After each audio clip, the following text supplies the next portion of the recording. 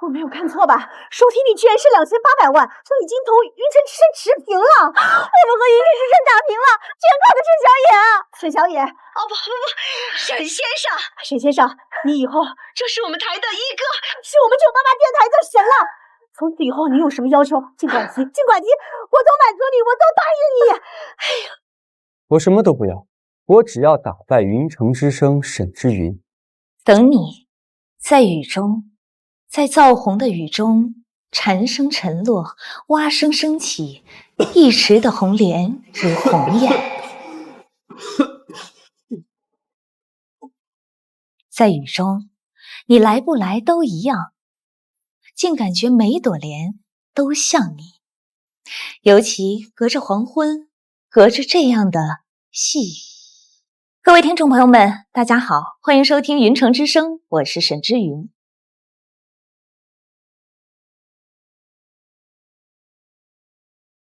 沈小野，你已经是肺癌晚期了，回家跟家人好好团聚，过好人生最后这段日子。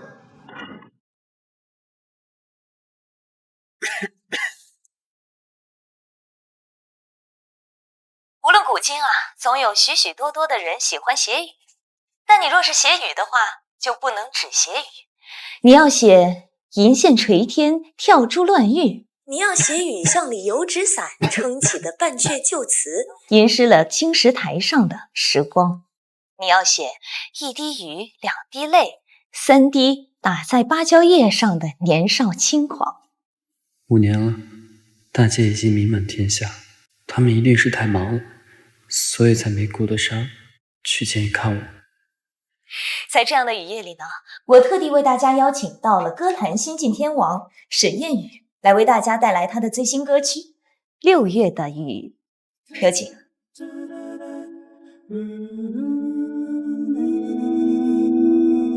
一场雨把我困在这里，你冷漠的表情会让我伤心。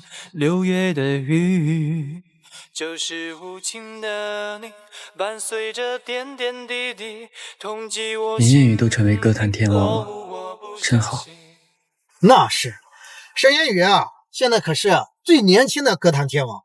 这沈氏姐弟啊，都是个顶个的天才。沈之云是云城广播电视台的金牌主持，这二姐呢，沈之晴是云城最年轻的影视天后。这三姐啊，沈之雪那可是陶多多的创始人。哎，陶多多你知道吧？那可是我们云城最大的电商平台。看来5年前我留下的剧本、歌曲、诗词、商业计划，已经让姐姐们站在了这个世界的顶端。沈家4姐弟这么优秀，只可惜另一个弟弟让他们沈家蒙羞了。蒙羞？这沈家哪还有弟弟？这三姐妹开发布会的时候已经说过了，她们能够有今天完全是这个弟弟沈燕宇在背后出谋策划，默默支持的。她们只有这一个弟弟，而且三姐妹已经把沈家的所有资产都留给了弟弟沈燕宇了。只有一个弟弟。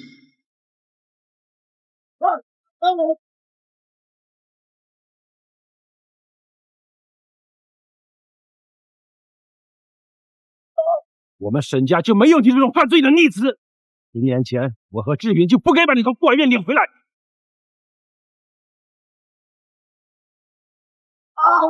还敢说诗词歌曲都是你自己写的，还敢说自己替燕宇顶罪，燕宇弟弟那么好，嗨，你这种人就该滚出沈家，滚！滚出沈家！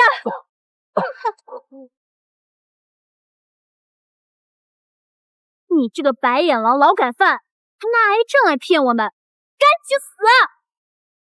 姐，我不是为了沈家的富贵，我只剩3个月的时间，我只是想爸和大姐他们知道，当初接我回来不是个错误。哥哥，我知道我是个养子，我可以把一切功劳都让给你。废物，你死在外面就行，为什么要回来？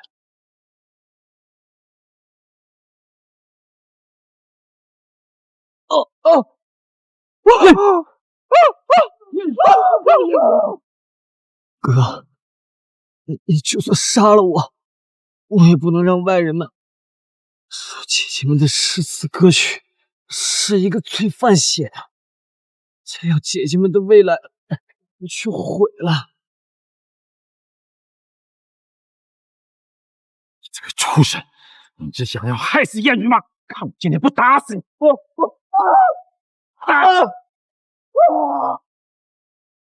燕云已经不跟你争了，你还想害他吗？你还想害我吗？去死！不，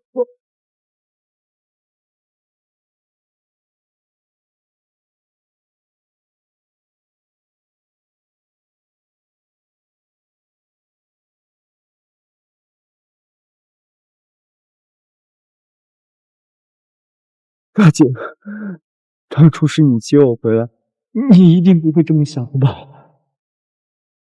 我最感谢的人，就是我唯一的弟弟天王沈燕宇。如果不是为了我，他一定会成为最璀璨的那颗星。我这辈子做的最后悔的决定，是把你接回沈家。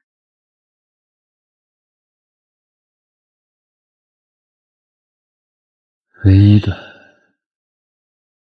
弟弟，是我错了，我这辈子终究是错付了。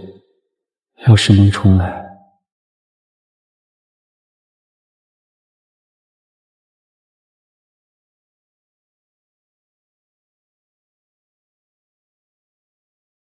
我们沈家就没有你这种犯罪的逆子！你这种人就该滚出沈家！滚！我这辈子做的最后悔的决定，把你接回沈家。你这个白眼狼、劳改犯，赶紧去死！哥，这是大姐送给你的皮衣，还给你。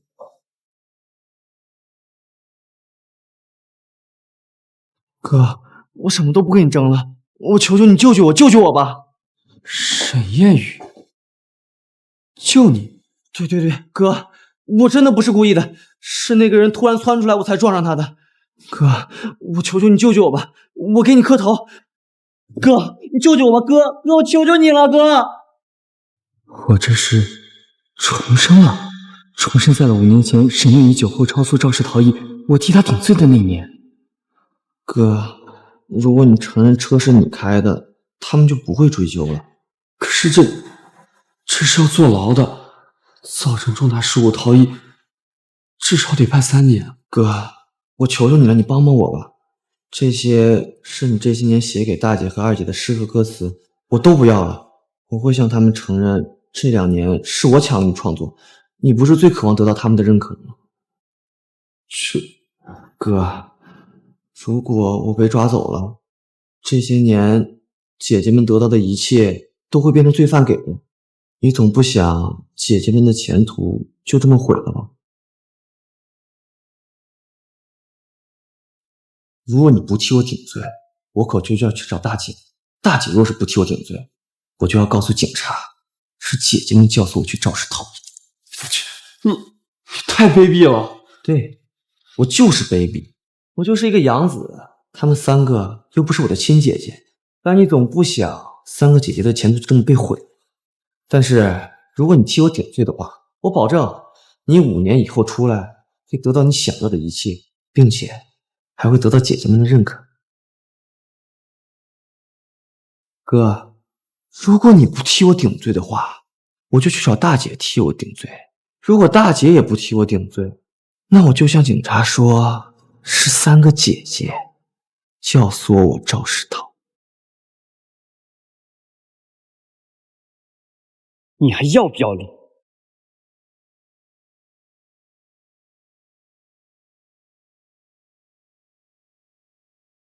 脸这东西我早就扔一边了，我就是一个养子，他们又不是我的亲姐姐，你总不想亲姐姐的这些前途就这么白白的毁了吧？你就这么吃定我会帮你顶罪吗？从我第一次抢走你创作的第1首歌曲开始，就吃定了像你这种从孤儿院出来的人，自卑懦弱，还渴望亲情，甚至还能为了那3个姐姐去死。是啊，我为了3个姐姐一命都可以不要。还敢说诗词歌曲都是你自己写的？还敢说自己替叶雨顶罪？你这个白眼狼、劳改犯，还拿癌症来骗我们，赶紧去死！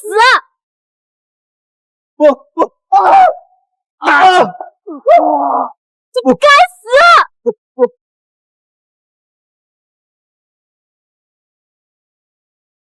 沈小野，我劝你还是乖乖把你创作那些歌曲、诗词、商业策划案通通都交给我，那样我还可以替你好好照顾姐姐，还可以好好继承沈家。如果是以前的我，或许你可以得逞，但是现在，那你再走，难不成你还敢打我？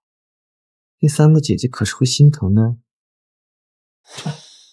我已经是死过一次了，我不再受任何人的威胁。我沈小野只活我自己。你敢打我？你敢！住手！你这个畜生，竟然敢欺负燕雨！燕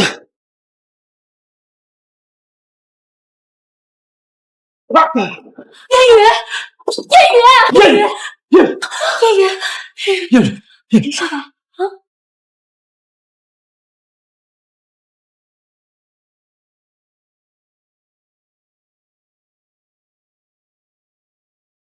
哎呦，没打到亲儿子，打到养子了，这得多疼啊！爸，你下手也太狠了吧！你这个逆子！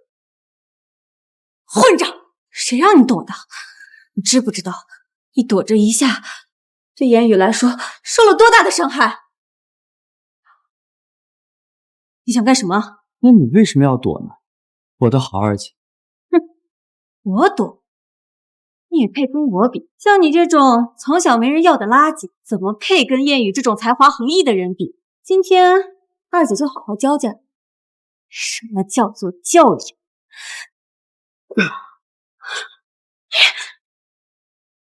竟敢打我！为什么这么打你？这都是你教的，二姐。反了，你真是反了，真是个白眼狼！二姐教育你，你也竟敢打她！平时对你的教养呢？你喂了狗是吗？我就是没有教养，没有规矩。你们说的那两样，早都喂了狗。你这个逆子！我们沈家就没有你这样的儿子！给我滚！滚出沈家！好的，叔叔。叔叔，你哥，你不能走！燕雨，你让他滚！就是这个畜生，害得你受了这么重的伤，你给我滚！滚出沈家！从此以后，休想再踏出我们沈家半步！爸，我哥他不能走，我哥他肇事逃逸了，让我替他顶罪。他要是走了，我就要去坐牢了呀。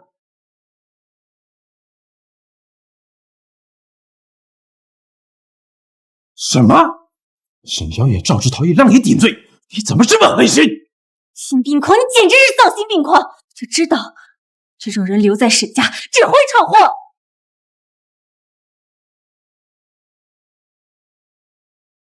这窗外的警笛声就是来抓你的吧？一定是燕雨不肯替你顶罪，你才恼羞成怒这样对我们是吗？哥，我不是不愿意帮你，但是我要是坐牢了，那大姐、二姐、三姐他们的诗词歌曲还有商业策划案。好啊，沈燕雨，你可真会演戏，真会倒打一耙呀！你觉得那些警察会信你的这些屁话？蠢货！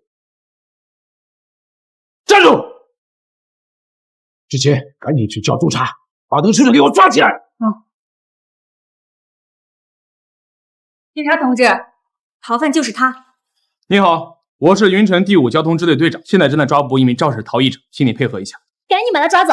车牌号云 A558，是你的车吗？我车速这么快，飙车的地方又没监控，只要我咬死的是沈小野，就没人能这么说。没错，就是我沈家的车，就是这个畜生偷偷的开出去闯的祸。对，昨天晚上11点34分，你在中州路飙车撞倒亲人后，并且驾车迅速肇事逃逸，造成受害者身体多处骨折，这件事情是否属实？不属实。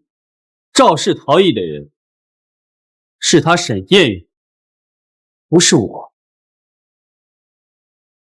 警察同志，我能作证，逃犯就是他。我也能作证，就是他肇事逃逸，还想诬陷给燕雨弟弟。没错，我也能作证，我儿子一直在家陪我下棋，肇事逃逸了就是他。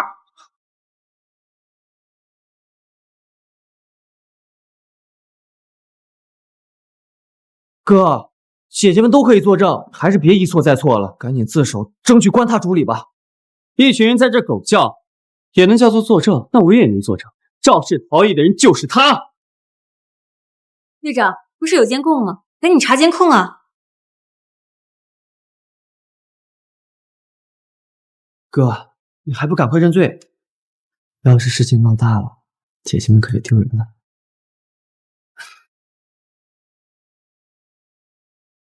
发生什么事了？怎么警察都在？大姐，都怪沈小野肇事逃逸，他还想让叶雨帮他顶罪。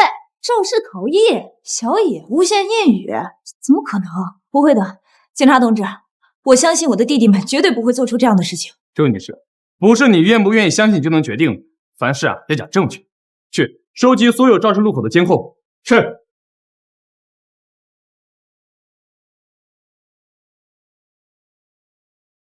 你们看，监控的确拍到了肇事车辆，但由于肇事车辆的车速过快，司机人脸根本看不清，太模糊。这根本看不清楚是谁开的车。小野、叶雨，你们实话告诉我，到底是谁开的车？大姐，你这么看着我，是不是就已经认定这件事是我干的？我就是你爸沈小野，燕雨我就看着他长大的，从小乖巧懂事有教养，怎么可能会肇事逃逸？既然你们没人主动承认的话，只好将你们全部带走。带走。是。放开，放开我！大姐，救救我，救救我呀！哥哥，我可以证明是谁开的车。证明？大姐，这一世你又会怎么选择？怎么证明？对不起啊，小野，你和燕雨都是姐的弟弟，但姐实在不能为了帮你就去伤害燕雨。不过你放心，无论你坐牢多久，出来之后，姐一定会加倍对你好啊！是吗，大姐？你就这么笃定，坐牢的人一定是我啊？小野，你怎么还在狡辩啊？警察同志，司机身上穿的那件衣服，就是我在沈小野21岁生日的时候送给他的生日礼物，所以肇事逃逸的人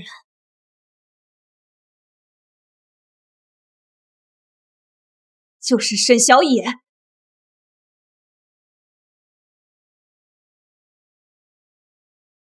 沈之云，你仅凭一件衣服就断定肇事逃逸的人是我吗？沈小野，你别再狡辩了。虽然监控看不清画面，但是那件衣服确实是我送给你的。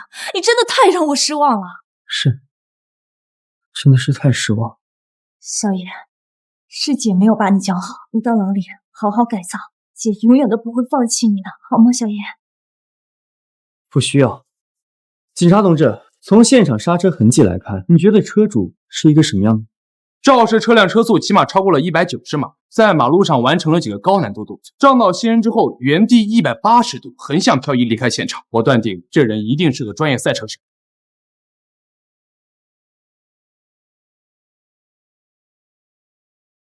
据我所知，沈燕雨在出道之前就已经是赛车手。燕雨是赛车手又怎么样？他这么听话，只有你这种从小没有教养的废物才会把车开那么快，该撞了人就直接跑。没错，燕雨一向为人低调、听话懂事，是公认的大家公子，他怎么可能会肇事逃逸？沈小野，你为什么一而再、再而三的污蔑他？小野，姐把你带回来6年，这6年来悉心教导你礼仪教养，你竟然变成现在这个样子，满口谎言，心思恶毒。我满口谎言，心思恶毒，我的亲姐亲爸，你们难道不知道吗？我根本就没有驾照。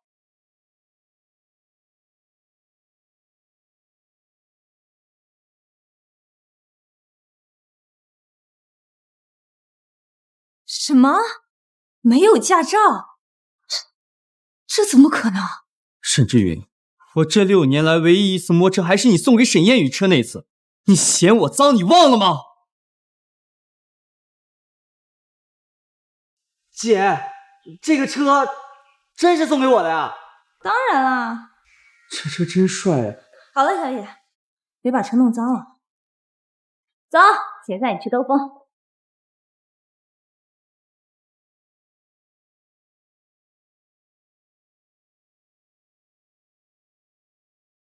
我竟然都不知道小野连车都没有摸过几次，更没有驾照。难道肇事逃逸的真的是燕雨？是我错怪小野了。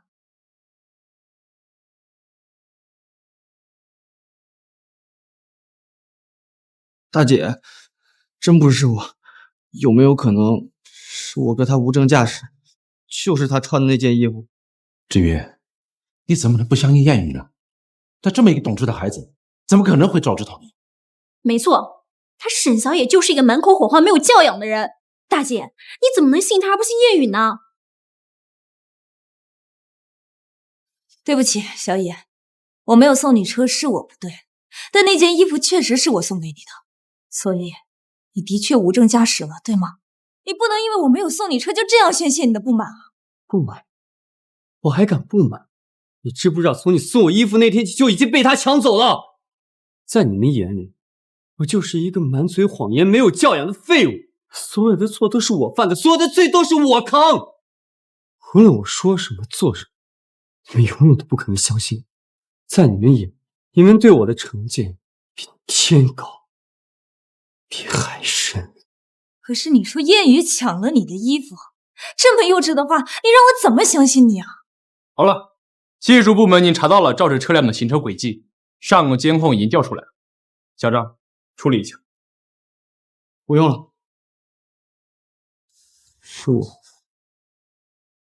如果真的有一个人要坐牢的话，那就让我去。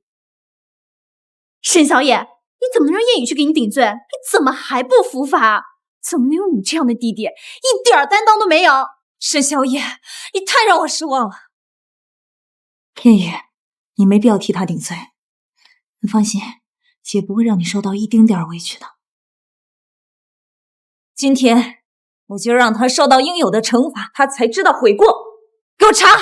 大姐，燕雨，不用说了，今天这件事情必须查清楚、查明白，必须要让沈小野伏法。给我查！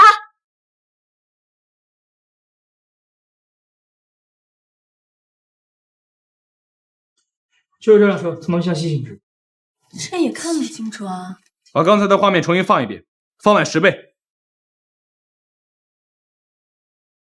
就这个画面，暂停，放大，给我看清楚到底是谁。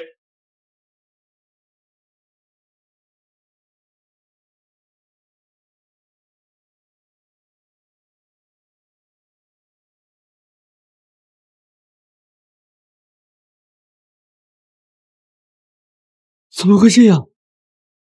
这下你还有什么好解释？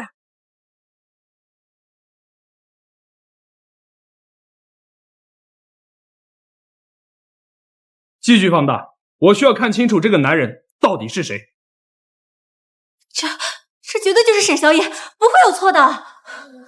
证据即将水落石出，你还是快点承认吧。承认什么？在最终结果没有出现之前，任何言语都是多余的。结果就是你将被法律制裁，关入大牢。沈小野，你就没有一丝丝的悔意吗？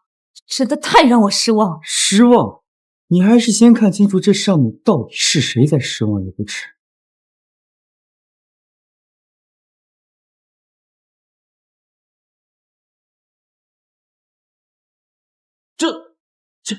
这怎么可能？是燕雨。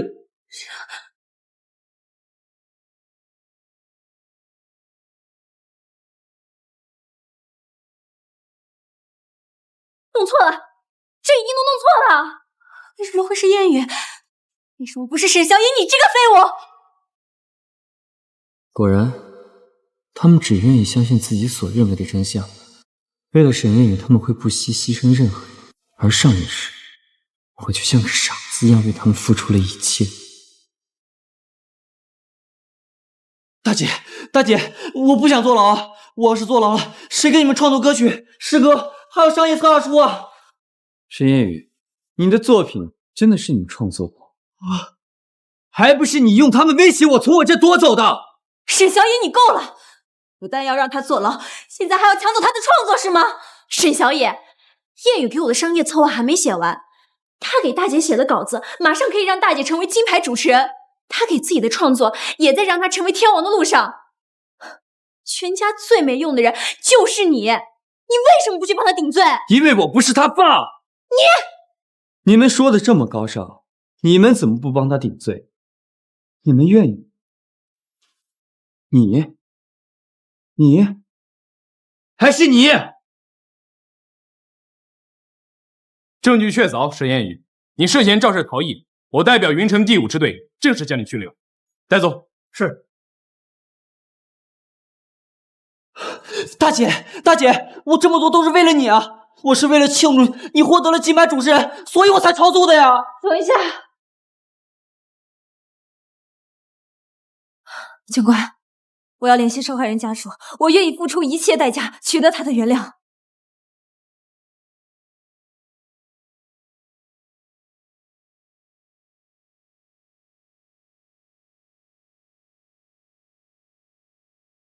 我要联系受害人家属，我愿意付出一切代价取得他的原谅。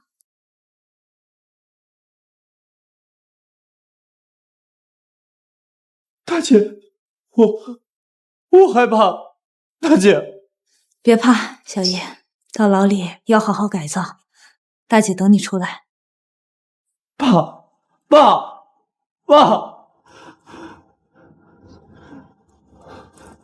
走。大姐！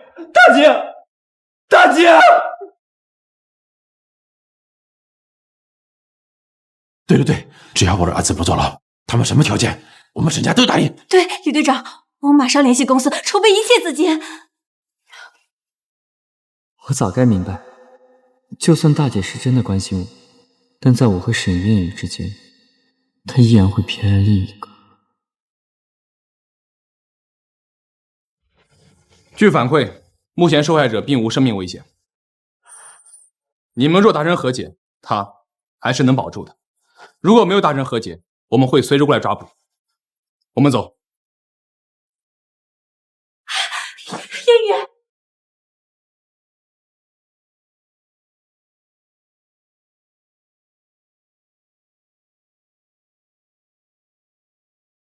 雨，烟雨，快起来！烟雨，你放心，不管花多少钱，姐姐一定不会让你坐牢的。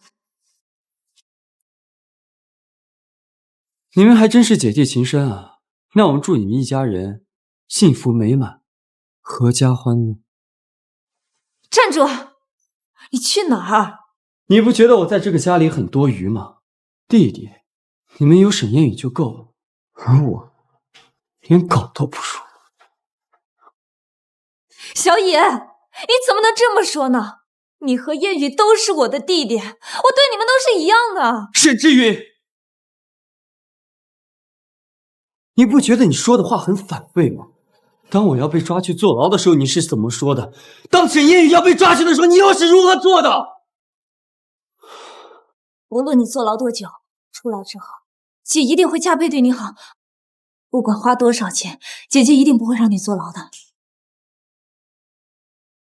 就算是你去坐牢，我一样不会不管你啊！够了，沈之云，我原本以为你跟他们不一样，他们只是单纯的坏，而你远比他们更加虚伪，更加令人作呕。从今天起，我与你们沈家恩断义绝。你再说！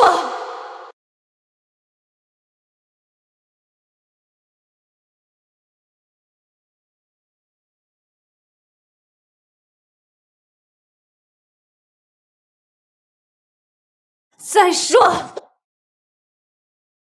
我说，我与你们沈家恩断义绝。我要把你从我身边拿走的统统夺回来。你再给我说！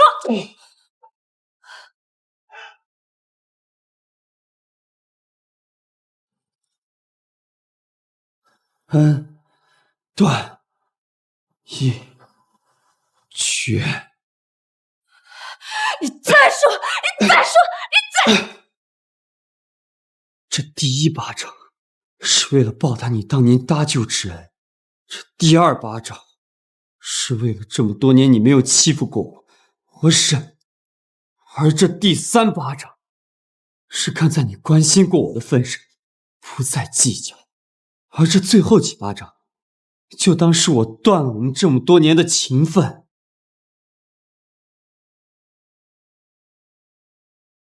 现在亲情没了，情分也断了，你还有什么资格打我？萧炎，你当真要断情分，和我们彻底断亲吗？这么多年来，你对我们就没有一点真感情吗？是，我是错怪了你，但大姐是为了你好，我想让你少走一点弯路啊，少走一点弯路啊。为了我好，你们让我去背锅坐牢也是为了我好，真可笑。也是，谁让我流落在外，从小在福利院长，他是一个没有教养的废物。你们知道，你们对我的成见就像一座大山压在我背上，喘不过气。可是你们谁会在乎一个废物汉腾？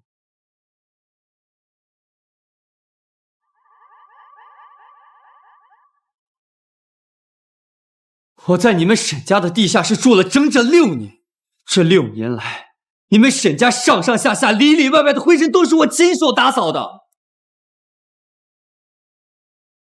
仅仅是因为我触碰了你们视为珍宝的美食，你们就指责我虚荣。你们说我是一个穷人，突然报复需要克制自己的欲望。我竟然完全不知道，萧炎这些年竟然遭受了这样的苦难。我不服气，所以我努力读书，我写作，我写诗，我写歌词，我写企业策划，就是为了有一天，我要向你们证明，我跟你们一样，同样拥有才华和能力。可是我还是错了，你们竟然放任这个卑鄙小人窃取我的成果。萧炎，你们不是不相信你们所有的成就都是因为我吗？沈志远，你不是不相信你的诗词歌赋、演讲稿都是我写的吗？那好，那我就要在你们最擅长的领域，将你们一个全部踩在脚下。Keep that in mind, I designed this rhyme to explain in due time. All I know, time is a valuable thing. Watch it fly by, the pendulum swings. Watch it count down to the end of the day. The clock ticks life away, it's so un... 萧炎变成现在这个样子，真的不是因为我们的成见吗？大姐，他还说他会写作呢，要我看啊，他就是博得我们大家的关注，所以才搞了这么一出。就是啊，他早就应该滚出这个家里了。这样也好，让他出去吃点苦，就能知道我们沈家的好。我一定会找到他的，教他做一个正直、善良、负责任的人。大姐说的对，我们现在应该去找哥，毕竟这件事情也是因我而起。好了，燕雨，这件事情也不怪你，就让他去冷静几天，吃点苦头，他就会意识到自己的问题。他不是说我们的成功是因为他吗？他不是吹牛自己会创作写诗吗？那就放手让他去做，尽管打败我们。整个世界开始在摇摆，节奏和音乐入侵了血脉。云城之声，沈家人不是骄傲吗？不是瞧不起我吗？那我就要在你们最骄傲的地方将你们打破神坛。沈志云，你就是第一个。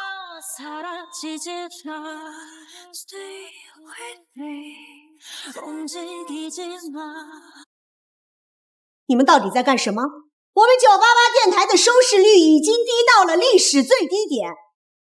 10几个栏目，干不过一个云城之声的沈之云。你们到底在干什么啊？电台每个月都在亏损，我要是不解散电台的话，我怎么向上级领导交代？部长，你再给我一点时间，你相信我，我一定能打造一个能和沈之云抗衡的节目。白婷婷，我就再给你1个月的时间，收视率要是再上不去，我离职不算什么，我们整个988都会被云城之声给收购了。1个月的时间，这怎么可能够？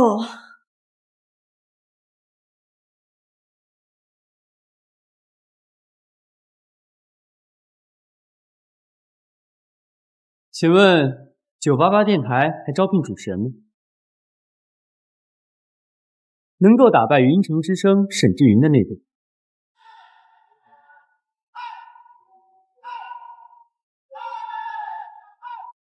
你能打败沈之云？开什么玩笑？他可是集嗓音诗歌全能型的金牌主持人。不试试看怎么知道？反正你们不也是快倒闭了？部长，要不咱们试试？反正死马当做活马医嘛。什么叫死马？就凭他？叫什么名字不知道，能力怎么样也不知道。你凭什么打败沈之云？就凭这个16字阴阳风水秘术。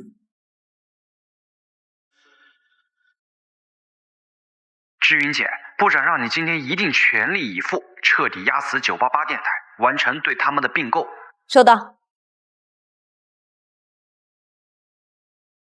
欢迎收听云城之声，我是沈之云。我们终其一生所追求的幸福，不在过去，不在未来，而在当下。碗中餐，眼中情，以及身边人。3餐4季，家人闲坐，幸福安康，可公可亲。沈之云，我写这些的时候怎么就没想到你们根本就没有把我当家人。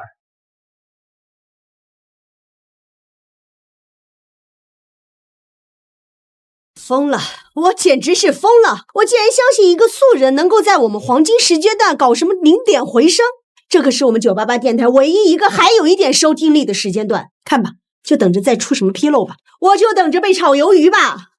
部长，早死晚死都得死，要不就跟他沈之云打擂台，就算他播成一团便便，那也能在同一时间段恶心一下他云城之声了，不是吗？行吧，今天之后我们整个988电台将不存在，恶心一下他们也行。开始播吧。开始吧，沈小野。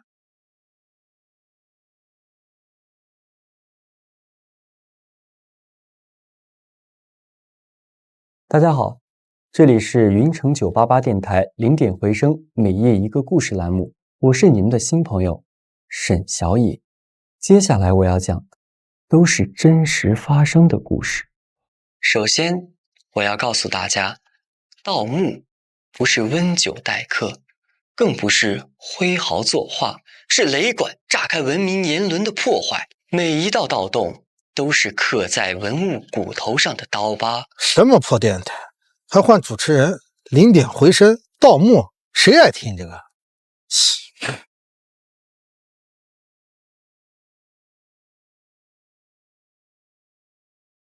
故事要从一门16字风水秘传残篇说起。那是我爷爷年轻的时候，败家吃喝嫖赌抽，五毒俱全，还四处骗钱，且骗得所有人都把他当成臭要饭的，趋之不及。我爷爷骗我太舅爷爷说要娶新媳妇儿，这才从他手中骗来了20块大洋。结果他为了应付差事，就找了一个纸扎布。那水彩画上眉眼鼻子，远远看上去就像活人一般。好家伙，20块大洋就买个纸媳妇，哎，有点意思啊。太舅爷爷非要见我爷爷新娶的媳妇儿，我爷爷死活拦着不让见，他越拦就越显得有问题，太舅爷爷就更加疑心。2下里。两人便争执了起来。正在此时，里屋的门帘掀开，竟从中走出一名女子。她长得白白净净，大脸盘子，大屁股，小脚，红嘴唇。我爷爷心里咯噔一下。哎呦，这不是我找人糊的那纸人吗？他竟然活了！哎呦我去，纸人竟然真的活了，这太刺激了！哎，兄弟们，快去听988电台，有惊喜，有大惊喜！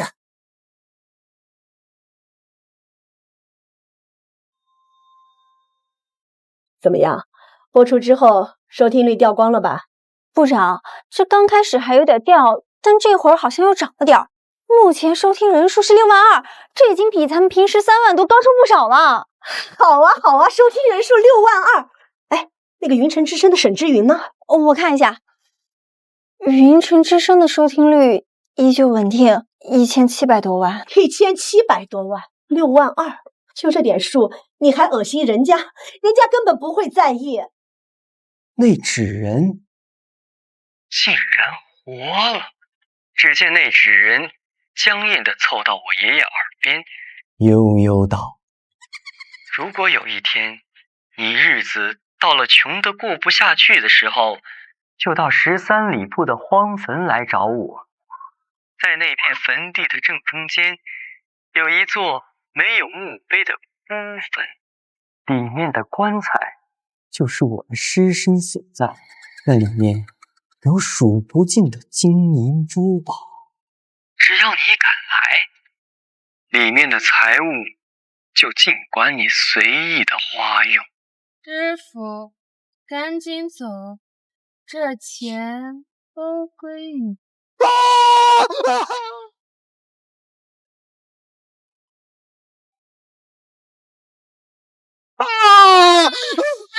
师傅，对不起，对不起，我演出快迟到了，我给你钱，加钱都行。走！哎呦，大妹子，你这妆也太吓人了，差点把我给吓走了。哎呦，兄弟们，快打开电台988，今晚的故事太刺激了！来，快来！哎呦，黄建档讲恐怖故事，主播你也真够拼的呀！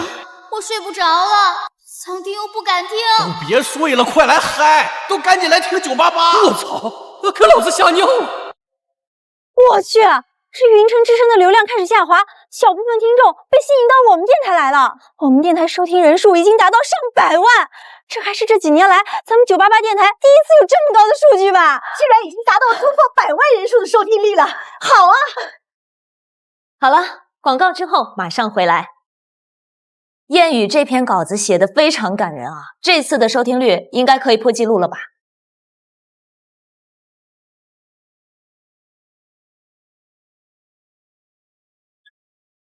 志云姐，刚才的收听率的确是达到了1700万，但是现在在不断下滑，已经下滑到了1500万，听众还在不断流走。不断流走？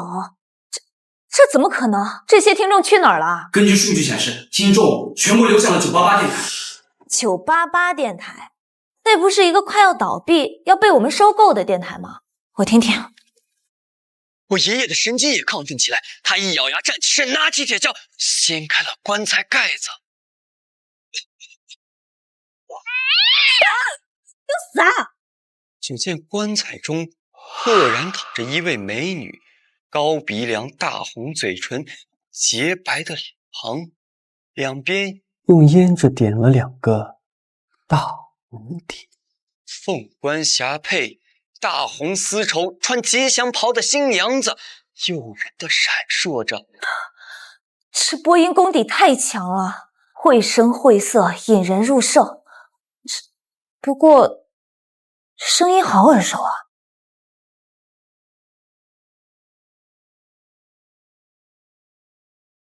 姐，你别说啊，这988的新主播，这水平，这感染力，丝毫不亚于大姐啊！你说她会不会是什么隐藏的民间艺术家呀？他伸手想要去够那位女士身上佩戴的祖母绿宝石戒指，他刚要伸手，只见棺材中的新娘子突然，他手臂一翻，抓住了她的手腕，钢刀一般的长指甲有1寸多陷入了她手腕中的肉里。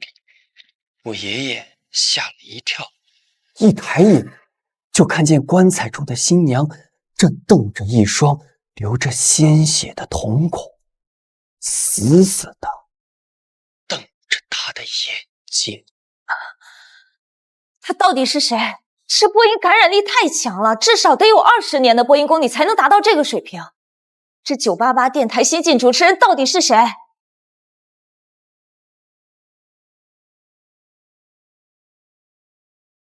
这988电台新晋主持人到底是谁？报告，988电台0点回声栏目新主持人资料。沈小野。沈主持人，您认识他？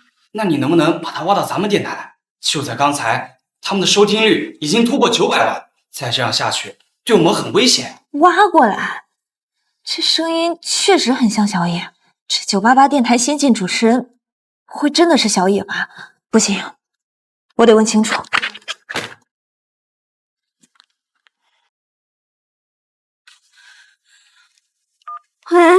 喂，小野这段时间在干什么？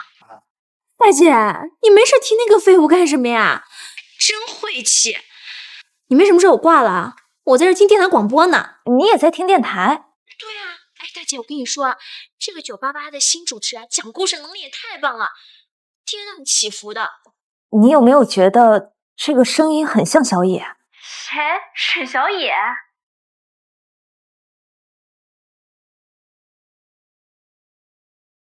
谁？沈小野？那个废物怎么可能有这种写故事的能力啊？也是，可能是我太担心他了吧。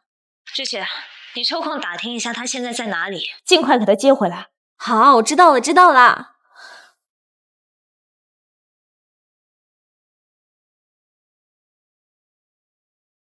哇，900万了！这才第1天播就达到了900万的收听率，部长，我们最巅峰的时候也没这么高吧？是啊，这第1天就已经达到了900万的收听，这可是从来没有人能做到的。这云城之声的王牌节目也不过1000多万而已，咱们这次啊，极有可能超过云城之声。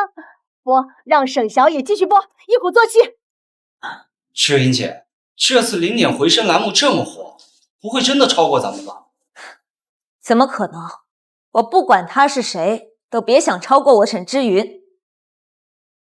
一会儿我会唱一首歌，这是我的歌曲首秀。是。这是燕雨弟弟留给我的底牌，我绝对不会输。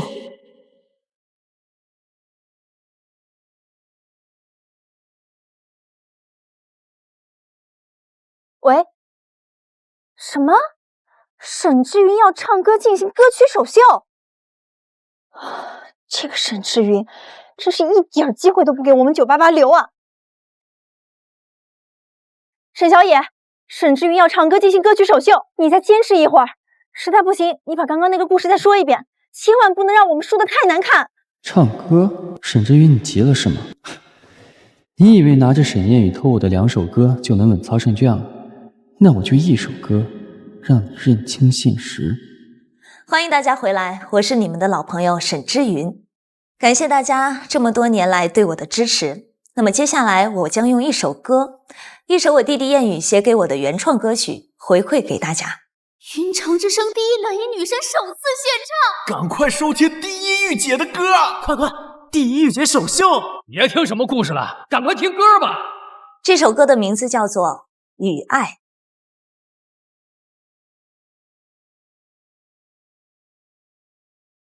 这首歌的名字叫做《与爱》。窗外的雨滴一滴滴累积，无你的深情像储存爱你的记忆，真希望雨能下不停，与爱的秘密那一直延续。哇，没想到女主持唱歌也可以这么好听，太完美了吧！彩虹的美丽。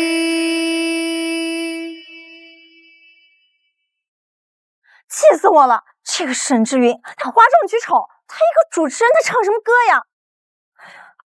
我们这收听率立刻下降了60万。部长，你看到现在还在一直降呢。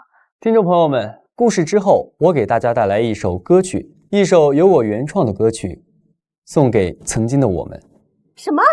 沈小野他也要唱歌？这不明摆搞事情吗？故事讲得好好的，唱什么破歌？让他继续讲故事，别唱歌。好，沈小野，部长要求你继续讲故事，不许唱歌。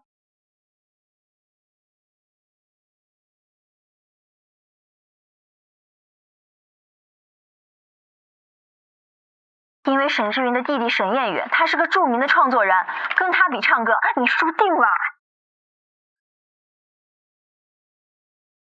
这首歌曲的名字叫做《追梦赤子心》。追梦赤子心，什么破名字啊！完了完了，这能赢才怪！这回呀，我们肯定要被云城之声彻底踩死了。追梦赤子心，切，没意思，去嘛。充满鲜花的世界到底在哪里？如果它真的存在，那么我一定会去。我想在那里最高的山峰矗立，不在乎它是不是悬崖峭壁。用力活着，用力爱，哪怕肝脑涂地，不求任何人满意，只要对得起自己。关于理想，我从来没有当司机之前，我也是一个很有理想的人呢。不妥协，直到变老。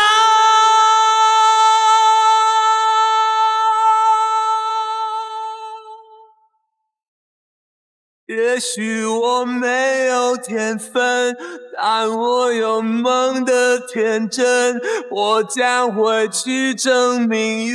听着这歌，我突然想起当年找工作四处碰壁的时候。我也老了，都开始怀念起以前的时候了。听着这首歌，我怎么那么想哭啊？为什么？兄弟们，都过来跟我听歌，跟我哭！988，这个主持人唱的歌也太好听了吧！金曲，绝对的金曲！耳朵快要怀孕了，速来听歌！沈小野，你究竟经历了什么呀？就算鲜血洒满了怀抱，继续跑，踩着赤子的骄傲，生命的闪耀不坚持到底，怎能看到语气苟延残喘？大师级别的播音水准，金曲品质的歌曲，天堂级的唱功啊！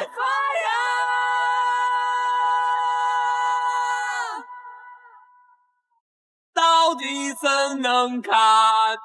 天哪，这988的主持人唱的也太强了吧！我都想哭了，比大姐唱的还好听。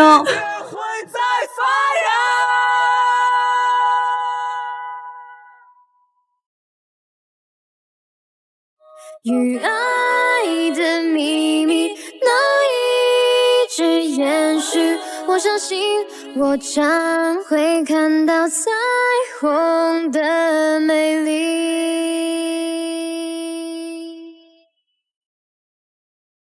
感谢大家收听知言的节目，明天我们依然不见不散。为了心中的美好，不妥协，直到变老。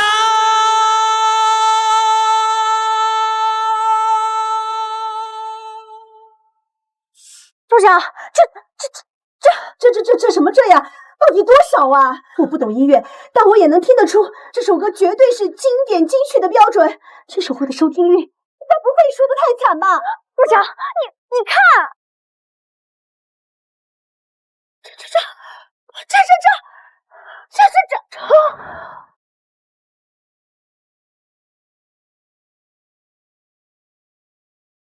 这次的收听率的确是达到了历史新高，2800万，但是压不垮988。这怎么可能？2800万的收听率压不垮一个小电台。他们收听率是多少？2800万的收听率竟然跟我们持平了。今天是持平了，但是他是个新人主持，今天他一炮而红，明天输的可能就是我们了。我没有看错吧？收听率居然是2800万，就已经同云城之声持平了。我们和云城之声打平了，全靠的沈小野啊！沈小野，哦不，沈先生，沈先生，你以后这是我们台的一哥，是我们988电台的神了。从此以后，你有什么要求，尽管提，我都满足你，我都答应你。哎呀，我什么都不要，我只要打败云城之声沈之云，将他彻底踩在脚底。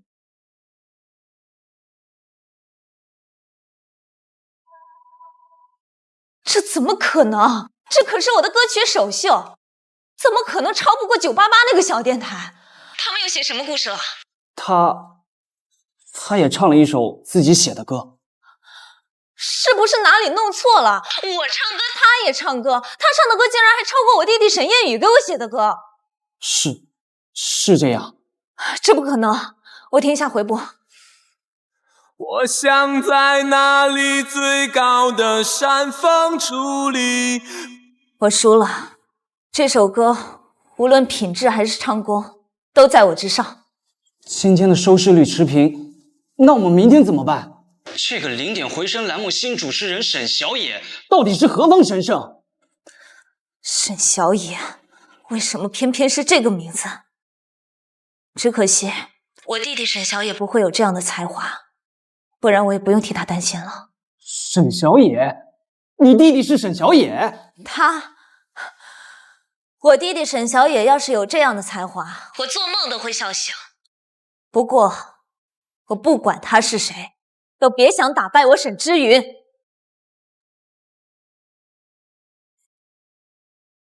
燕宇，我的弟弟燕宇一定可以写出超过0点回声栏目的故事。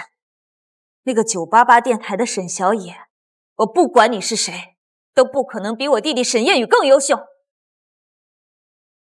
沈之云，明天我便要在你最自诩不凡的领域，把你的骄傲连同地基一起掀翻，让你摔进自己曾经俯视的尘埃里。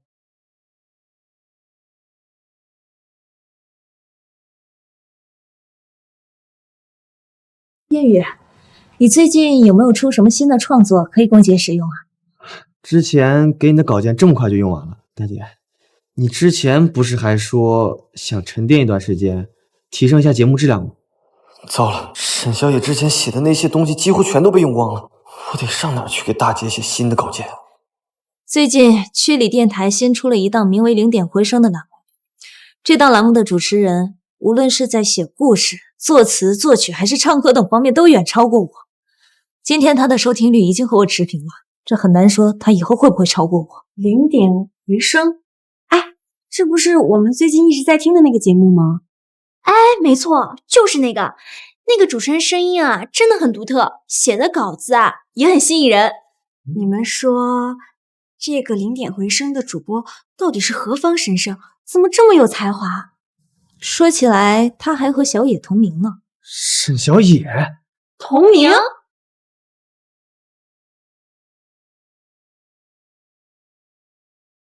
沈小野，如果他真的那么厉害有才华，我们又何必那么为难他？要是这个主播是沈小野，我直接上街裸奔。像这种天才啊，确实是难得一见。小野资历平平，也确实没法跟人家比。话说回来，你们最近有打听到小野的下落吗？哎呦，大姐，你还真打算把他带回来啊？他在外面混不下去了，自然会灰溜溜的回来的。不管怎样，小野毕竟是我们的亲弟弟，这些年他在外面也吃了不少苦。就算有的时候他行为不规矩，缺乏教养，但只要他回来，我会好好教他，不能真的不管不顾啊。好，我帮你把他找回来就是了。你还是先忙你的电台工作吧。燕宇，之前你提供给姐的稿件帮我拿到了金牌主持人的称号，这次能不能也帮我拿到第1名？大姐，我最近在忙着写新歌呢。再说，我有自己的生活呀。燕雨，你以前不是这样的，不论什么时间，不管我要稿子有多急，你都会给我准备好的。以前是有沈小影那个白痴在，只要你们说要稿子，他就会不眠不休的给你们写。难道现在也要我做那个白痴呀？哎，大姐，我有个好主意，不如明天你节目播出的时候邀请我去做嘉宾，这样我又能宣传我的新歌，还能提升节目的收视率，不就一举两得了吗？那太好了！如果这样的话，明天我节目的收听率一定会创造历史新高。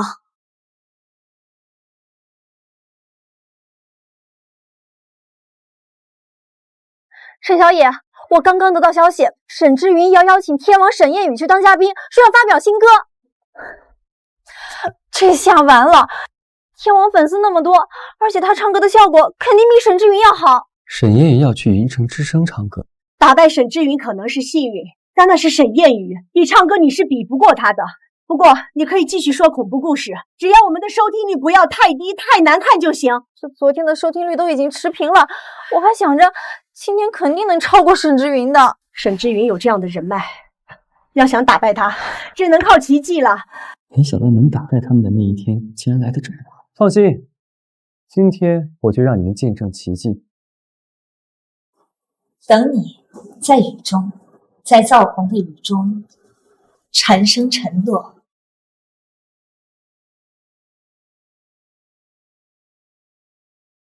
蛙声升起，一池的红莲如鸿雁。在雨中，你来不来都一样，竟感觉每朵莲都像你。各位听众朋友们，大家好，这里是云城之声，我是沈之云。随着雨季即将画上句点，我特别邀请了歌坛新晋人气天王沈燕宇来为大家带来一首动听的歌曲《6月的雨》，加油！哇，等你在雨中，在燥红的雨中蝉声沉落。沈之云不愧是天才主持人，这诗词写的真的像一个美妙绝伦。今晚还有歌坛天王的精彩演唱。燕宇男神，支持我们的歌坛新天王。大家好，我是沈小野，这里是零点回声。今天依旧由我来为大家带来歌曲。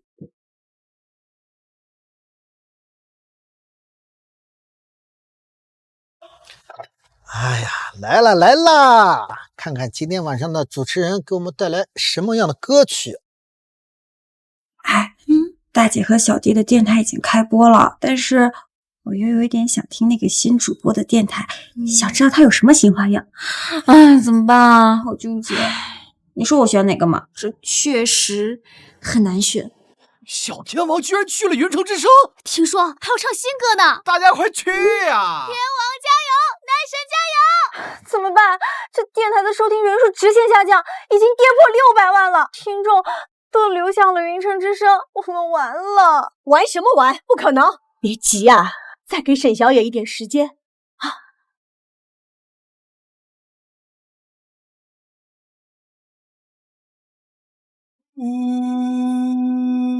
一场雨把我困在这里，你冷漠的表情会让我伤心。太好了，电台数据直线飙升，已经突破1500万了，1600万了。果然，燕宇弟弟写歌写词的能力无人能及，这样好的歌啊，也只有他能写得出来。今天的收听率应该要破纪录了吧？接下来我将随机接听一位听众，根据他的故事现场原创一首歌曲。啊？根据自己的故事创造一首歌，真的假的？不会是彩排好的吧？都是托吧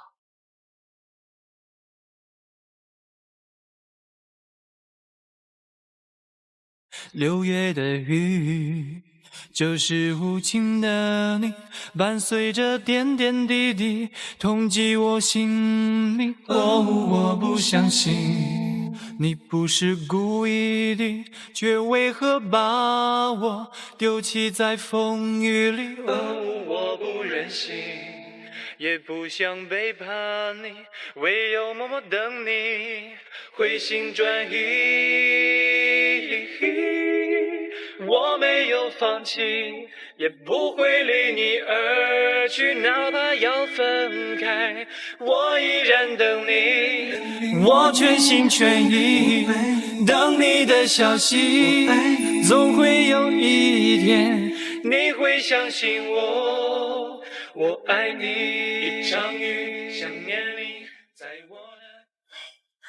不愧是天王的歌，也太好听了吧！是，再搭配沈之云的成熟磁性暖音，再搭配这夜晚的雨景，呀，实在是太雅了。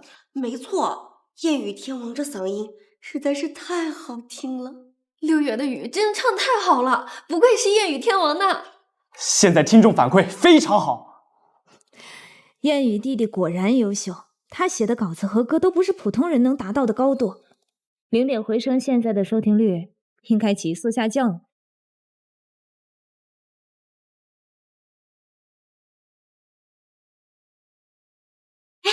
你们听说了吗？零点回声的主播啊，他要根据现场听众的真实故事来进行现场即兴创作歌曲啊！真的吗？那我们赶紧听听。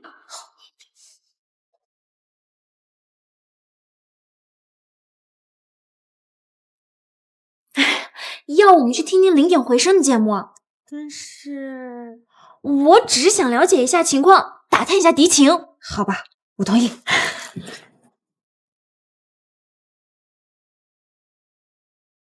好的，那请我们接听第一位打进电话的听众。你好，这位听众。你好，你真的能根据我的故事创作出一首原创的歌曲吗？当然可以，请说出你的故事。我是一个小三。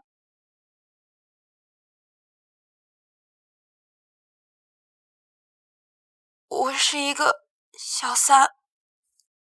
啊！哇塞，这个劲爆！小三，这也太炸裂了吧！我知道他有老婆，还有一双儿女，我就是大家口中那个不要脸的小三贱人。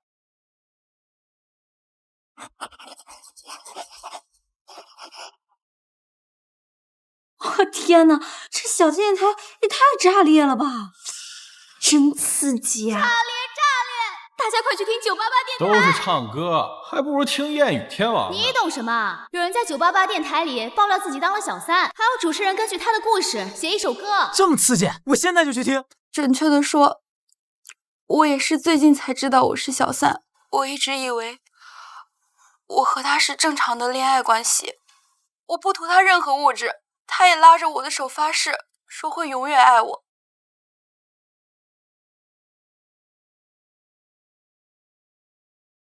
我出差到2万公里外的秘鲁，那么远，他都会出现在我房门口陪我过生日。他说跨越半个地球，也要做第一个祝我生日快乐的人。可是我们俩在利马大教堂许愿时，他老婆正在国内陪着孩子开家长会。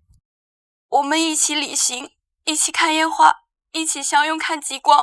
我以为我们会这样在一起一辈子，一屋2人3餐4季，真的很美好。我以为我遇到了对的人，我以为我们会这样安安稳稳的一辈子幸福下去。直到那天，一个陌生人给我发来短信，说是他的老婆。起初我并不相信，可直到我亲眼看到他和他老婆还有一双儿女一起游玩时，他笑的是那样开心，而我却是那样的手足无措。哇！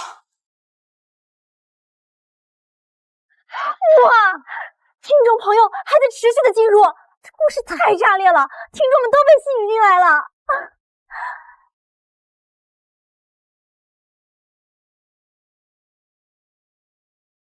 我和他对峙，昔日相爱的恋人反目成仇，陷入争吵。我和他提了分手，可是当他淋了一夜雨，出现在我家门口跪下祈求我原谅的时候，我又心软了。他说再给他一次机会，他马上离婚。可是当我妈生病时，他却说手头紧，转头给他老婆买了最新款的包。我是不是像个傻子？主持人，我真的不知道该怎么办才好了。你真的能够根据我的故事创作出一首歌吗？这也太刺激了！你说这个主播能根据这个故事写首歌吗？怎么可能？他怎么可能就这么一会儿就即兴创作出一首歌啊？觉得呢？当然，歌曲已经创作好了。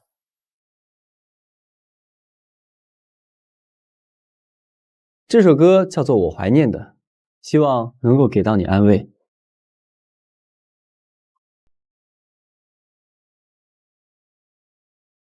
我问为什么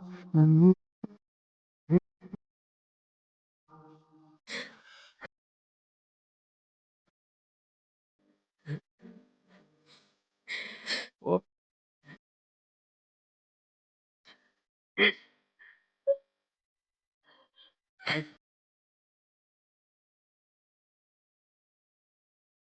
这么快，竟然真的创作出来了！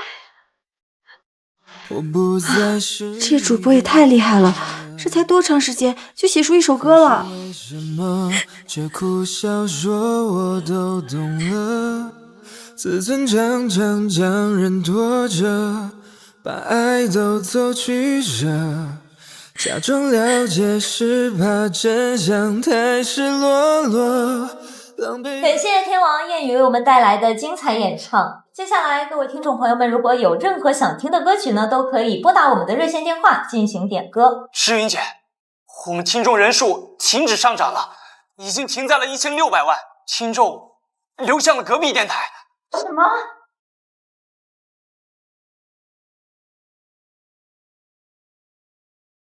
什么？接下来我们进行听众连线，让我们有请第一位听众。主持人您好，咱们电台是不是可以点歌呀？请问你是燕语天王的粉丝吗？只要是我的歌曲，你想听什么都可以满足。不是你们说能够根据听众故事现场创作歌曲吗？创作歌曲是需要时间、需要灵感的，现场创作这怎么可能？你们不是988吗？这位听众，我们这里是云城之声，请问你还有什么歌要点？我要去988，我要主播根据我的人生经历现场创歌。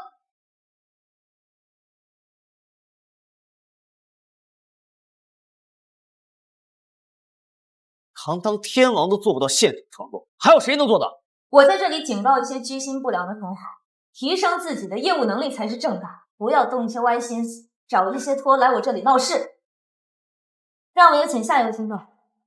是无话不说，我怀念的是一起做梦，我怀念的是争吵以后还是想要爱你的冲动。我记得那年生日，也记得那一首歌，记得那片星空，最近的右手，最暖的胸口，谁忘了？我怀念的是无言感动，我怀念的是绝对炽热，我怀念的是你很激动，求我原谅，抱得我都痛。我记得你在背太好听了吧！也记得我把背叛后的自我拉扯诠释的是淋漓尽致，写的太好了。唱的相拥，谁爱的太自由？1600万了，听众这么快就已经突破1600万了。谁忘了那就是承诺，谁过头太远了，谁要走我的心，谁忘了那就是承诺，谁自顾自的走，谁忘了看着我，谁让爱变沉重，谁忘了要给你这忧郁的嗓音将这份绝望和无奈演绎得淋漓尽致。我怀念的是无话不说，我怀念的是一起做梦，我怀念的是争吵以后还有想要爱你的冲动。我记得那年生日，也记得那一首歌，记得那片星空，最近的右手，最暖的胸口，我放纵，我认多，假洒脱，谁懂我？这首歌完全唱出了我内心最真实的感受，就像一把细腻的手术刀，抛开了爱情里最隐秘的伤口，直面遗憾，学会释然。没想到他这么厉害，我本来以为他这么短的时间只能写出一首普通的歌，没想到这么快又出金曲了，这说不定比谚语还厉害呢。自尊将人夺着。快给我查这个人是谁！我愿意出600万，600万不行就900万，900万不行就1000万，给我不惜一切代价把这个人给我挖到公司来。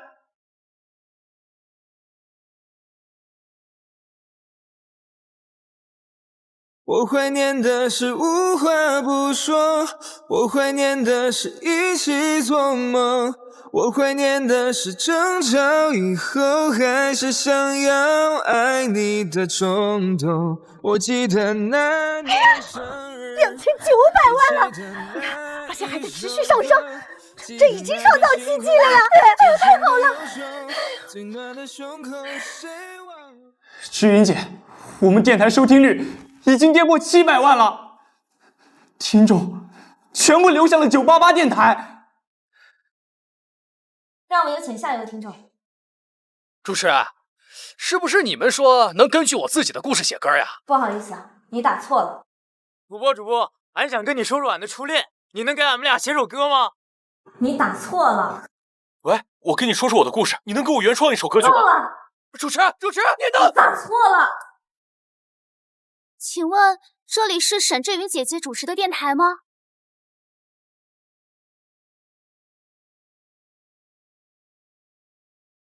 对，这位听众您好。听说您在的988电台可以写歌，我可以让你……我再说最后一次，这里是云城之声，云城之声，不是什么988。姐，咱不播了，那这不是给这个节目开天窗了吗？都没人听了，我还播什么播？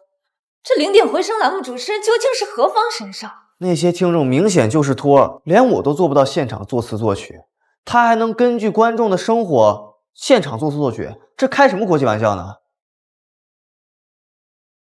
我去看看到底是谁。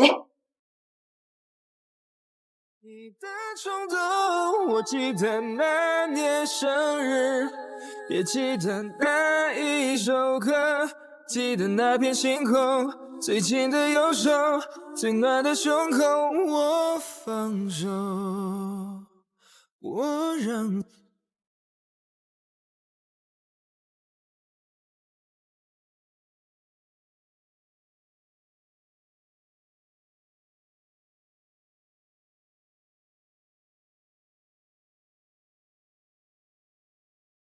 这位听众，你觉得怎么样？太好听了，完全唱出了我内心最真实的感受。你喜欢就好。接下来我们收听下一位听众朋友。大姐，怎么了？他不是说可以根据听众的故事原创歌曲？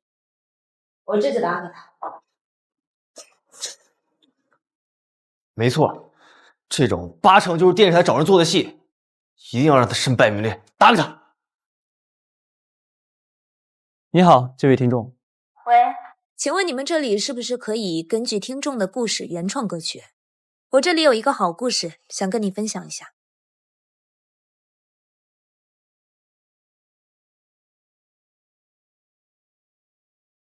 你好，这位听众。喂，请问你们这里是不是可以根据听众的故事原创歌曲？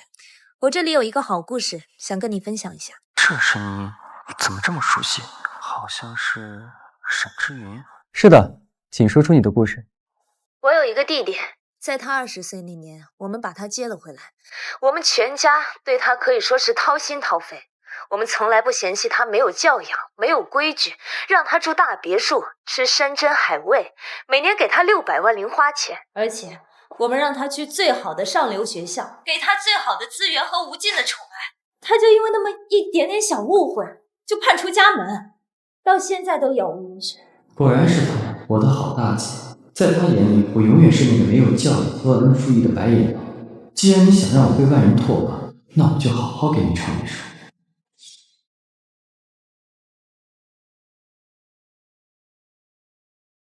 我的故事讲完了，请问可以原创吗？当然可以。兄弟们，988投稿人的弟弟也太不是个东西了。你有没有觉得这个声音很像大姐？觉得。哎，你说会不会是大姐给电台打电话了？我可以为你原创一首歌曲，不过在这之前，我想问你几个关于你弟弟的问题。我想直播间的听众朋友们也想听听看。好啊，你问。你说你们全家对他掏心掏肺，让他住大别墅，那你还记得他住的是哪间屋子吗？这声音不就是沈小野吗？当然记得，他住的就是……我怎么不记得小野住在哪？2楼是知情的，3楼是知许的，最大的房间是燕语的。那小野在地下室。哦，原来你们说的大别墅就是地下室啊。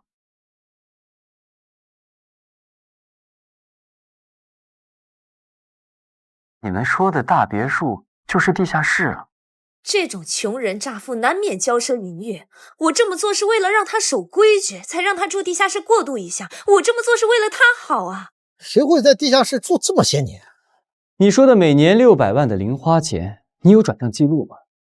你说的无尽疼爱和无数资源，你能给我举个例子吗？为什么我竟然什么都想不起来？这投稿人在说谎吧？这家人太不是东西了，在节目上还胡说八道。好了，这位听众，根据你的故事，我为你原创了一首歌曲，希望你听好了。不可能，这么短的时间能唱出什么好歌来？沈小野，你可真是个创作天才。不行，我不能告诉大姐。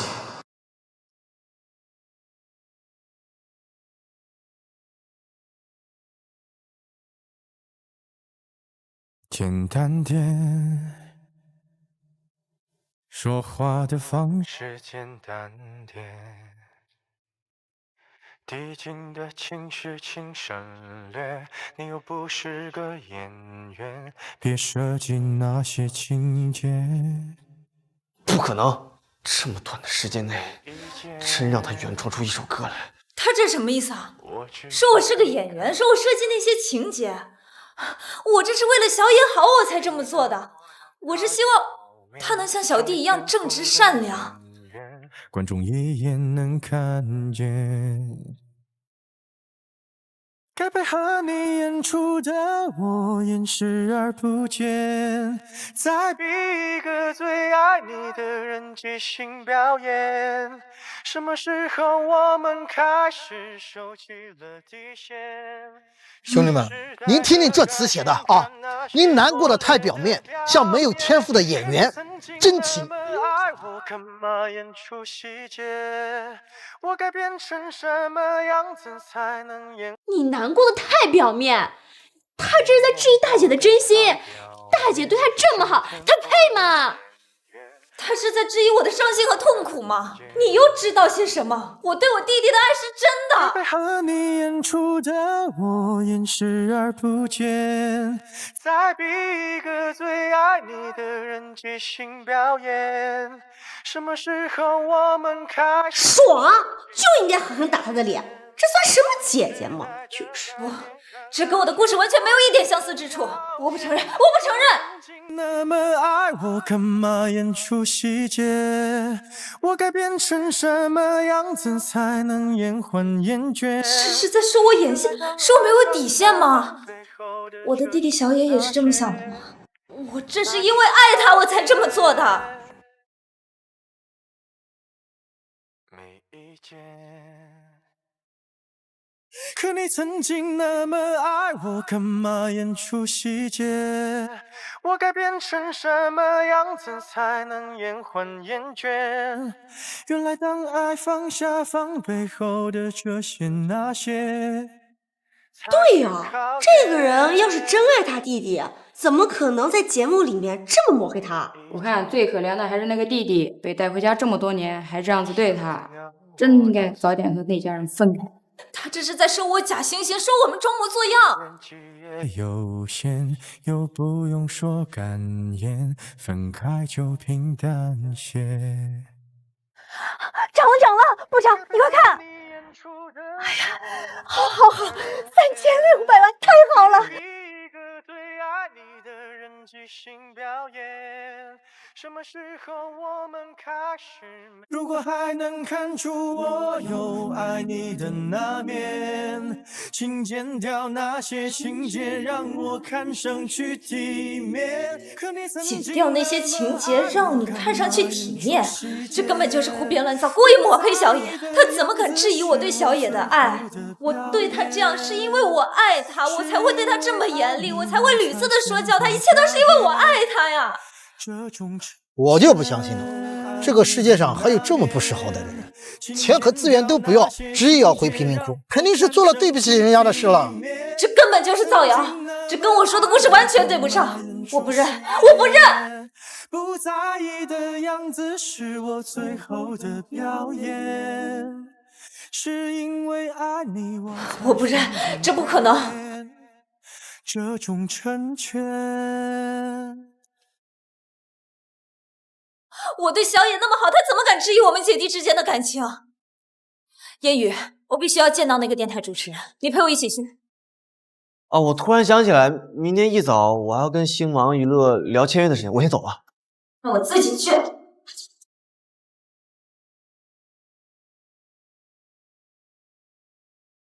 好了，各位听众，今天的故事就到此结束了。明天同一时间，我们相约 FM 988，我们不见不散。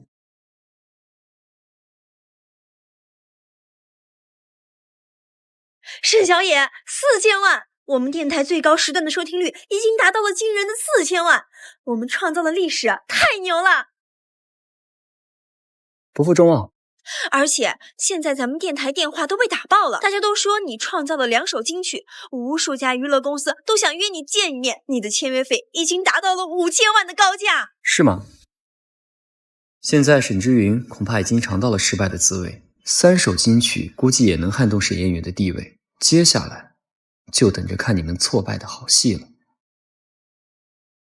站住！让开！不好意思，请问你有预约吗？我是市台沈之云，来见你们区里一个小主播，还需要预约？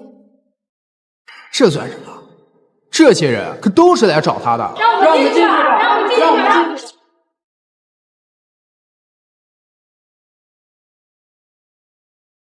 怎么样？和那个电台主播沈小野签约成功了吗？5000万都搞不定，气死我了！苏总，这是今天来咱们公司签约的新晋天王沈嫣宇的协议资料。什么破天王？什么沈嫣宇？我只要沈小野，我滚！什么时候签约啊？沈先生，签约可能要延后了。什么？明明是你们星芒来找我签约的，我堂堂一个天王，把你们苏总给我叫来。我们苏总今天有急事，所以沈先生，您还是先回去吧。张总管，您能给我说说是出什么样的问题了吗？你还不知道吧？988电台的新主持人2天原创了3首歌曲，我们苏总愿意出5000万的高价，发了疯似的非要签他，可是人家压根就不同意。就是他。怎么，沈先生，难道您认识这位新主持人？不妨引荐一下。不认识。那我还有事儿，先去忙了，您请便。沈小野一次次坏老子好事，饶不了你！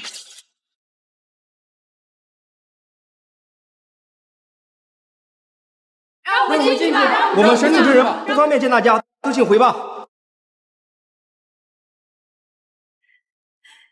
小野，你可是我们988的骄傲啊！部长，您说笑了。小野，我还有很多问题想请教你呢。小野已经忙活1个晚上了，闭嘴吧，让他好好休息休息。小野，怎么会是你啊？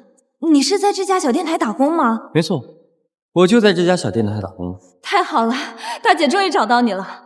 大姐承认之前对你是有一些误会，不过大姐是因为爱你，所以才对你这么严厉的。爱我？你的心里和眼里只有你们那个养子。小野，大姐到底要怎么做才能让你明白我的良苦用心啊？大姐这么做是为了培养你。算了，不在这说这些。那档0点回声栏目主持人呢？我想见他。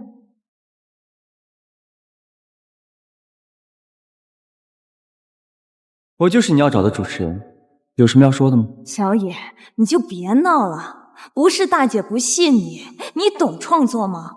之前你偷了谚语的那些创作，大姐不说什么，但你怎么能欺骗大姐呢？果然，无论我说什么，你都不可能相信我，你只会信那个跟你毫无血缘关系的杨子。那档栏目的主持人连续创作出2首金曲，而且在那么短的时间内创造了历史收听记录，还写出那么优秀的故事，这就算是谚语来了也会自愧不如，你怎么能屡次撒谎欺骗大姐呢？我一个不懂作词作曲的都知道他的实力，你作为他的亲姐姐，竟然不相信他。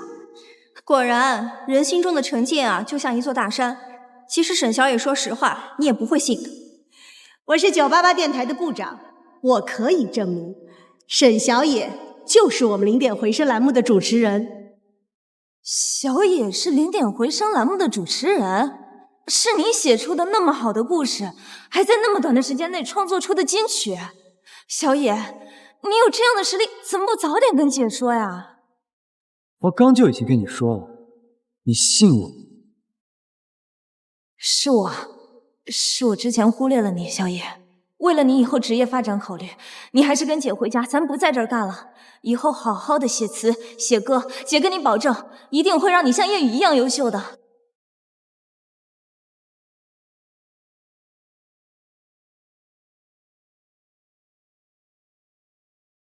别给我提那个杨子！小野，你为什么对谚语成见那么大呀？我成见大，他偷我创作的时候你们在干什么？他欺负我的时候你们又在做什么？偷你创作？谚语的那些创作真的都是偷的你的？那不然呢？我的好大姐。小野，姐姐知道错了，姐真的知道错了。之前姐姐做的不好，以后会尽力弥补你的。跟姐回家好吗，小野？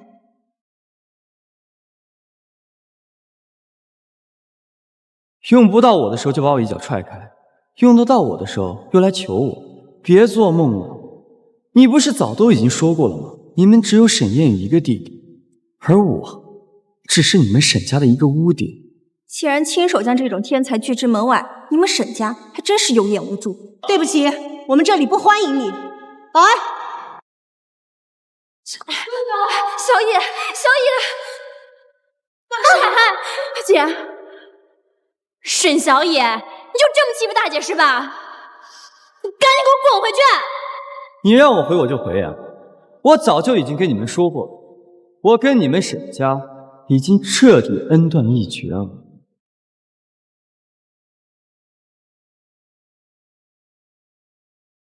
好了，小野，是姐姐们忽视了你，但是只要你跟我们一起回去，姐姐们以后一定会加倍对你好的。大姐，你说什么呢？他都那么欺负你了，你还帮他说话？闭嘴！小野毕竟是我们的亲弟弟，怎么能这么对待他？我可不认啊！我就谚语一个弟弟。对，你们只有沈燕宇一个弟弟，而我只是一个外人。那不然呢？当初把你从垃圾堆捡出来，够了！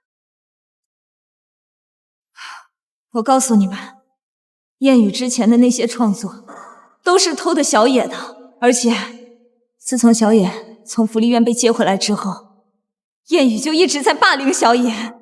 什么？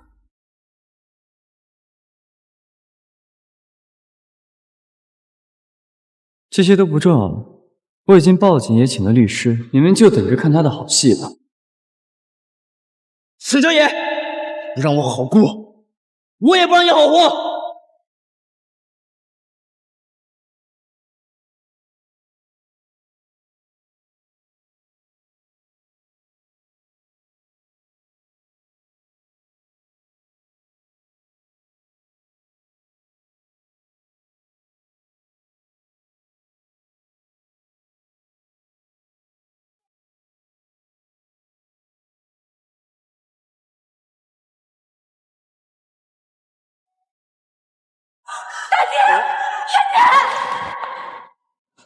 沈小野，都是沈小野逼我的。大姐，大姐，别怕，姐姐保护你。大姐，大姐，大姐，沈言宇，你涉嫌故意伤人，我现在正式逮捕你，开刀！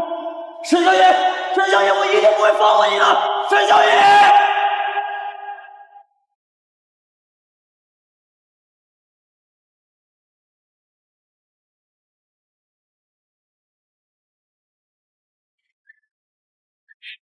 医生怎么样了？手术很成功，但病人失血过多，需要观察。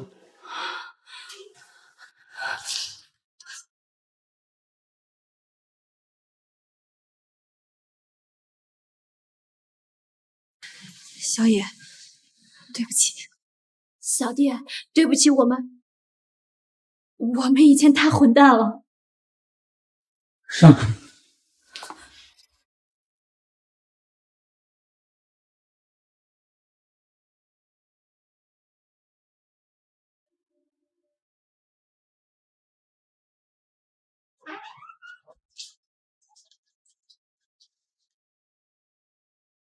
小野，这是你以前最爱喝的银耳莲子羹。我记得你以前总说自己胃疼。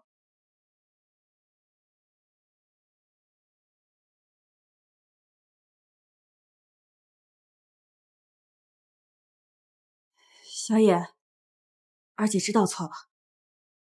你看，二姐把壁纸都换成你当年在地下室写的诗了。你说过你想当作家，海花如米小，也学牡丹开，但姐却把你的手稿都当废纸烂了。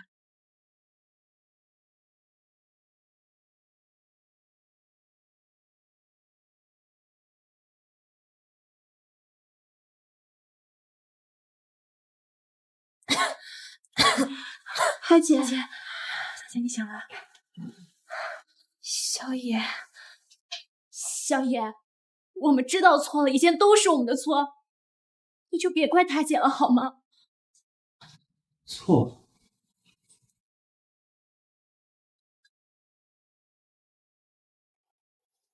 你们错在把我当垃圾丢在沈家地下室6年，错在任由沈燕宇剽窃我的成果，错在被诬陷时，你们落井下石，置我于死地。现在一句错了，就能弥补所有吗？大姐，小野，姐用命赔给你。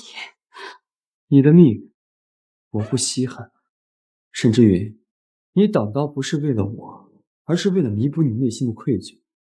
但愧疚这东西，填不满我在每个夜晚的痛苦，也盖不住你们当初骂我白眼狼的声音。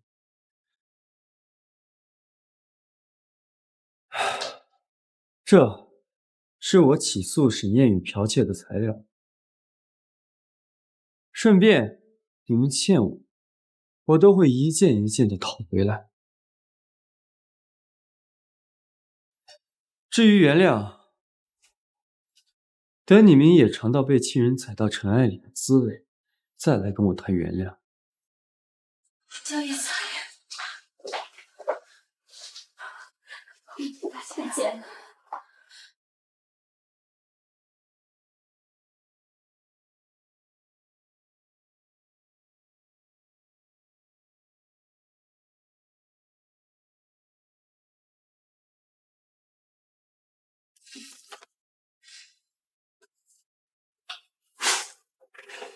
你只有5分钟的时间。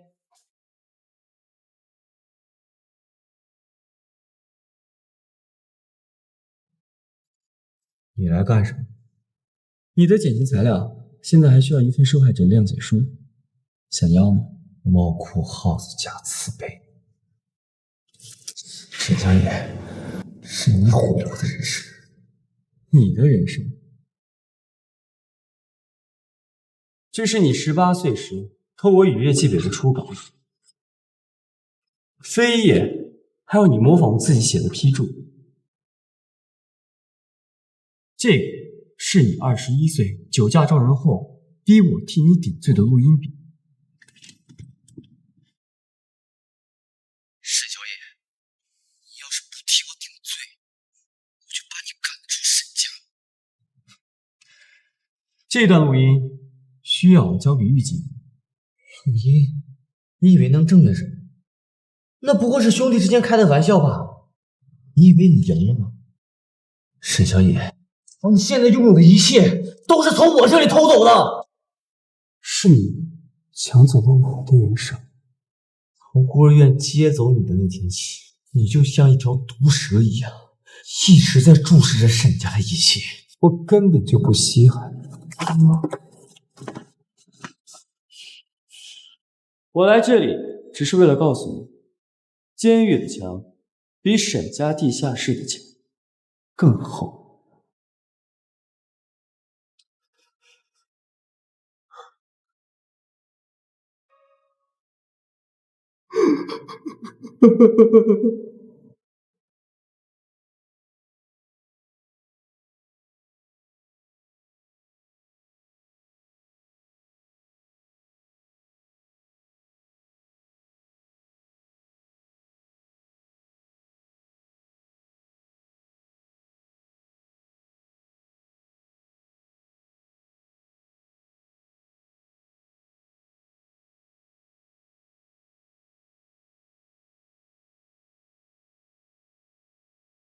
大家好，这里是云城988电台，我是你们的老朋友沈小野。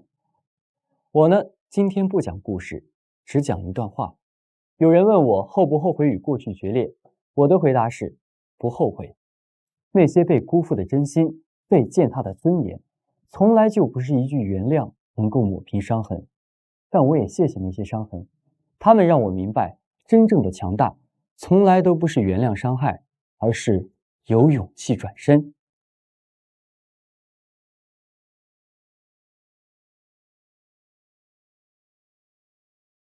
从今天起，我的人生不为任何人挡刀，只给值得的光让路。各位，晚安。